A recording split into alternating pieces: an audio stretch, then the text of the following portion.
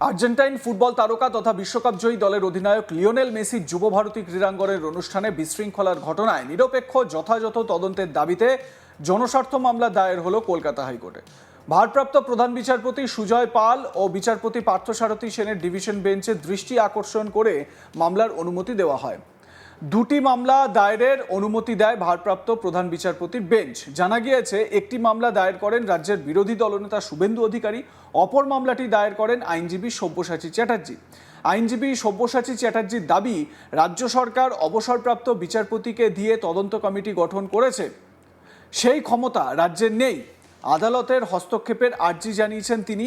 পাশাপাশি এই চূড়ান্ত অব্যবস্থার পিছনে কারা রয়েছে তাদের চিহ্নিত করে শাস্তির ব্যবস্থা করতে নির্দেশ দিক আদালত। সব্যসাচী চ্যাটার্জি আইনজীবী, তিনি এ প্রসঙ্গে কি বলেছেন শুনুন।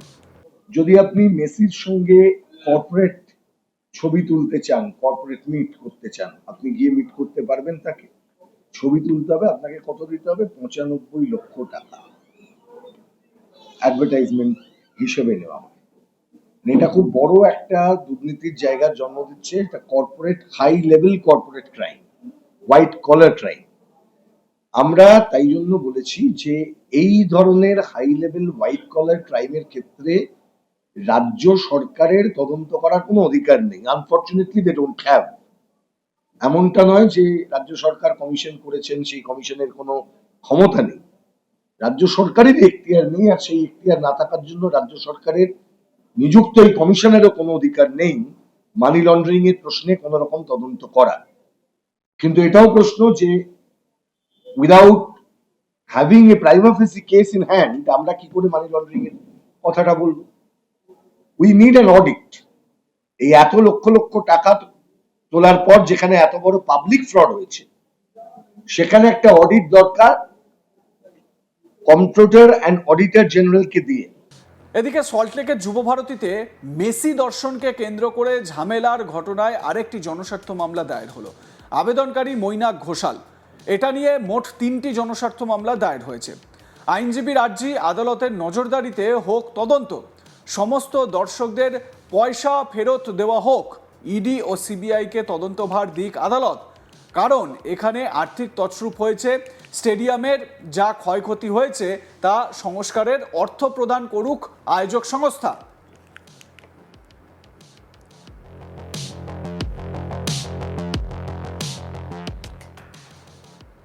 এ বিষয়ে আমার সহকর্মী মানস নস্কর তার প্রতিবেদনে কি বলছেন শুনে নেওয়া যাক। কলকাতার যুব ভারতীতে মেসি দর্শনকে কেন্দ্র করে যে ঝামেলা এবং তাণ্ডবের ঘটনা ঘটেছে তা নজিরবিহীন। গত শনিবার আমরা জানি যে কলকাতায় একটি আয়োজক সংস্থা আয়োজন করেছিল, তাদের সূত্রেই কলকাতায় এসেছিলেন মেসি এবং যুব ভারতী ক্রীড়াঙ্গনে রাজ্যের বিভিন্ন জেলা থেকে তো এসেছিলেন, কাছাকাছির বিভিন্ন রাজ্য থেকেও দর্শকরা চড়া মূল্যের টিকিট কেটে একবার তাদের স্বাদের প্রিয় ফুটবলারকে দর্শন করার জন্য দূর দূরান্ত থেকে এসেছিলেন দর্শকরা এবং শেষ পর্যন্ত তাদের প্রিয় ফুটবলারকে দেখতে না পেয়ে ক্ষোভে ফেটে পড়েন দর্শকরা এবং ভাঙচুর চালানো হয় লাগাতার। প্রায় 2-3 ঘন্টা ধরে যুব ভারতী ক্রীড়াঙ্গনে কার্যত তাণ্ডব চলে। রাজ্যের মুখ্যমন্ত্রী তড়িঘড়ি ক্ষমা চেয়ে নিয়ে এই ঘটনায় প্রাক্তন বিচারপতি অসীম রায়ের নেতৃত্বে সিট গঠন করেন এবং সেই সিট ইতিমধ্যেই তদন্তের প্রক্রিয়া শুরু করে দিয়েছে। পুরো স্টেডিয়ামের এবং ঘটনার তারা যা কিছু দেখছেন তার ভিডিওগ্রাফি করা হচ্ছে, তারা রিপোর্ট দেবেন খুব শীঘ্রই।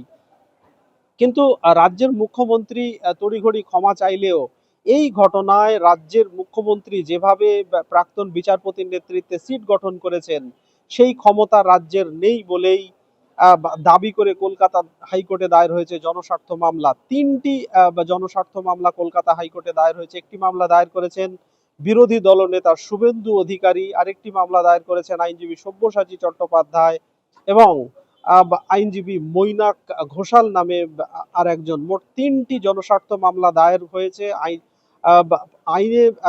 আইনজীবীদের যে বক্তব্য বা যে আর্জি জানানো হয়েছে সেখানে বলা হয়েছে যে নিরপেক্ষ তদন্ত, তার জন্য ইডি সিবিআই এর দ্বারা এই তদন্ত হোক এবং এখানে দর্শকদের যে টিকিটের যে টাকা, সেই টাকা পুরো ফেরত দেওয়া হোক এবং এই ঘটনায় নিরপেক্ষ তদন্ত যাতে হয় তার জন্য ইডি সিবিআই কে দায়িত্ব দেওয়া হোক। তার কারণ এখানে আর্থিক তছরূপের ঘটনা ঘটেছে। রাজ্য যে সিট গঠন করেছে, প্রথমত রাজ্যে সিট গঠন করার ক্ষমতা নেই এবং এই তদন্ত নিরপেক্ষ হবে না। প্রসঙ্গত আমরা জানি যে অসীম রায় নেতৃত্বে এই সিট গঠন হয়েছে এবং এই সিটে রয়েছেন রাজ্যের মুখ্য সচিব, স্বরাষ্ট্র সচিব থেকে একাধিক উচ্চপদস্থ আমলা ও সরকারি আধিকারিকরা। তারা ইতিমধ্যেই অনেকটাই কাজ, সংবাদ মাধ্যম সূত্রে আমরা জানতে পাচ্ছি যে তারা অনেক দূর ইতিমধ্যেই সল্টলেক স্টেডিয়াম তারা পরিদর্শন করেছিলেন এবং খুব শীঘ্রই তারা রিপোর্ট দেবেন বলেও জানিয়েছেন। কিন্তু আইনজীবীদের বক্তব্য, যে ঘটনা ঘটেছে সেখানে মূল উদ্যোক্তা তাদেরকে দায়িত্ব নিতে হবে। যুবভারতী ক্রীড়াঙ্গন পুনরায় সংস্কার করার জন্য যে খরচ হবে সেই খরচ তাদেরকে দিতে হবে। দর্শকদেরকে পুরো টিকিটের মূল্য ফেরত দিতে হবে। তার কারণ আমরা জানি যে মেসি বেলা 12টা 11:30 নাগাদ যুবভারতী ক্রীড়াঙ্গনে প্রবেশ করার পর সেখানে তাকে ঘিরে ছিলেন রাজ্যের বেশ কয়েকজন নেতা, মন্ত্রী এবং প্রভাবশালী লোকজন এবং তাদের জন্য কার্যত হাজার হাজার দর্শক যারা মেসিকে দর্শন করার জন্য এসেছিলেন তারা দেখার সুযোগ পাননি। তারপরেই স্টেডিয়ামে ঝামেলা সৃষ্টি হয় এবং তড়িঘড়ি 10 মিনিটের মধ্যে মেসিকে সেখান থেকে বের করে নিয়ে যাওয়া হয়। তারপরেই শুরু হয়ে যায় তাণ্ডব। চেয়ার ভাঙা থেকে শুরু করে জলের বোতল ছোড়া এবং এই অনুষ্ঠানকে কেন্দ্র করে যেভাবে যুবভারতী ক্রীড়াঙ্গনকে সাজানো হয়েছিল কার্যত তছনছ করা হয়, ভাঙচুর করা হয় রাজ্যের অন্যতম এই ফুটবল গ্রাউন্ড। তারপরেই এই জনস্বার্থ মামলা দায়ের হয়েছে কলকাতা হাইকোর্টে। এদিন আইনজীবীরা ভারপ্রাপ্ত প্রধান বিচারপতি সুজয় পাল ও বিচারপতি পার্থসারথী সেনের ডিভিশন বেঞ্চের দৃষ্টি আকর্ষণ করে মামলা দায়ের করার অনুমতি চান। প্রধান বিচারপতি মামলা দায়ের করার অনুমতি দিয়েছেন, তবে এই মামলার কবে শুনানি হবে এখনো পর্যন্ত তা জানায়নি ভারপ্রাপ্ত প্রধান বিচারপতি ডিভিশন বেঞ্চের পক্ষ থেকে জানানো হয়েছে মামলা দায়ের হওয়ার পর নিয়ম অনুযায়ী তালিকাভুক্ত হবে, তখন মামলাকারীরা জানতে পারবেন এই মামলার কবে শুনানি হবে। মূলত এই ঘটনায় নিরপেক্ষ তদন্ত দাবি করা হয়েছে এবং দর্শকদের যাতে পুরো অর্থ ফেরত দেওয়া হয়, পাশাপাশি স্টেডিয়ামের যে ক্ষতি হয়েছে তা পুনরায় সংস্কারের জন্য যে খরচ হবে সেই খরচ আয়োজক সংস্থাকে দিতে হবে বলে আর্জি জানানো হয়েছে। আমরা জানি যে মূল আয়োজক শতদ্রু দত্ত, তাকে ইতিমধ্যেই পুলিশ গ্রেপ্তার করেছে, তিনি পুলিশ হেফাজতে রয়েছেন। এছাড়াও তদন্তে ফের আরো একাধিক ব্যক্তি গ্রেপ্তার হওয়ার সম্ভাবনা রয়েছে বা আরো একাধিক ব্যক্তিকে জিজ্ঞাসাবাদ করা হচ্ছে বলে আমরা পুলিশ প্রশাসন সূত্রে জানতে পাচ্ছি। তবে কলকাতা হাইকোর্টে 3টি জনস্বার্থ মামলা দায়ের হয়েছে এই ঘটনায় এবং এই ঘটনায় নিরপেক্ষ তদন্ত চাওয়া হয়েছে। ইডি সিবিআই কে দিয়ে তদন্তের আর্জি জানানো হয়েছে। একই সঙ্গে দর্শকদেরকে পুরো অর্থ ফেরত দেওয়ার আর্জি জানানো হয়েছে মামলায়। লাইক, কমেন্ট, শেয়ার করতে ভুলবেন না। দেখতে থাকুন আজ তাক বাংলা। সাবস্ক্রাইব করুন আমাদের ইউটিউব চ্যানেলটি, বেল আইকন প্রেস করুন নোটিফিকেশন পেতে।